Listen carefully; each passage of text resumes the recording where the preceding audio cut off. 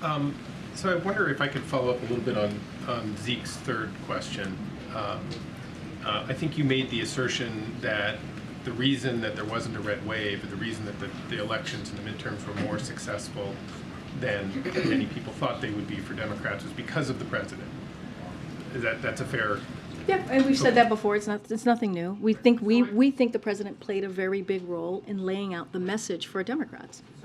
I wonder how, in light of the following poll, you can make that assertion. This is a recent NBC poll. Is Biden honest and trustworthy? 34% yes, 48% no. Ability to handle a crisis? 32% yes, 49% no. Competent and effective? 31% yes, 49% no. Has the necessary mental and physical health to be president? 28% yes, 54% no. Uniting the country? 23% yes, 50% no. I mean, given that poll, which is not just a single poll, it's been versions of that have been repeated in poll after poll, survey after survey since the midterm elections and before, and I think one of my colleagues referenced a recent poll that said 60-something%. More Democrats don't want President Biden to be their nominee than Republicans don't want President Trump to be their nominee. So given all of that, why are you so convinced that it was President Biden that caused the Democratic success in the midterms and not that the Democrats had success in spite of the president? Well, I'll say this, because if you look at what candidates, senators, and congressional members ran on, it was the successes that the president had. It was on the bipartisan infrastructure legislation.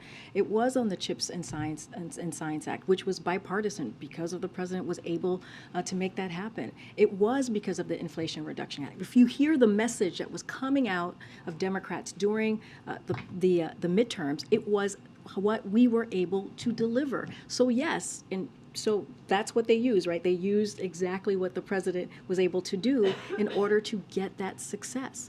And so it is, right, if you think about all of the pieces of historic legislation that became law, clearly, that we did last year, again, the president led that. And the president went out there and spoke on these very important pieces of historic legislation. When you think about what it's done for the economy, what it's done for the American people, how it's provided some relief, yeah, I think the president did play a big role. So then just one quick follow-up. I mean, I guess, does it suggest then that maybe the Democrats who were talking about the president's agenda have been more successful at talking about the president's agenda than the president himself has been? And does that make it all the more important tomorrow and whenever the president rolls out his re-election campaign, if he does, but does it make it that much more important for the president to somehow find a way to communicate as effectively as I guess some of these other Democrats were? Because obviously, however he's communicating now isn't translating. So I'll say this, Michael, and Brian spoke to this, right? I think he got this question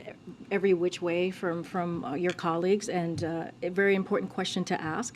But I'll say this: we understand, and it is true that the American people are feeling inflation. They're feeling what the pandemic and COVID has done, right? The last 2-3 years, and so we understand that they're going to have some feelings about the economy right now. And so that is something that the president has always acknowledged and has said there's always more work to do.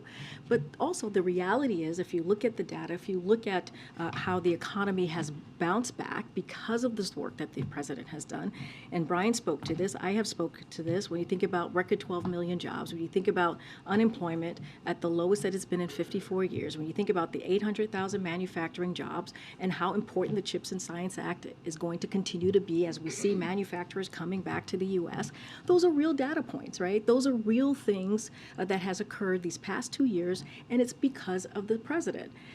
And so, look, we get where the American people are, but what we are going to focus on are the numbers that I just laid out, and that is also important. Will we continue to need to talk direct to the American people? Absolutely. That's why the State of the Union, we see it as an important moment to lay out for the president, to lay out how he sees the country moving forward, and also to remind folks and lay out what he has done the last 2 years. There's no easy answer there. I get where you're getting to, but this is an incredibly complicated time. What the president's going to focus on is how he's going to continue to deliver for the American people.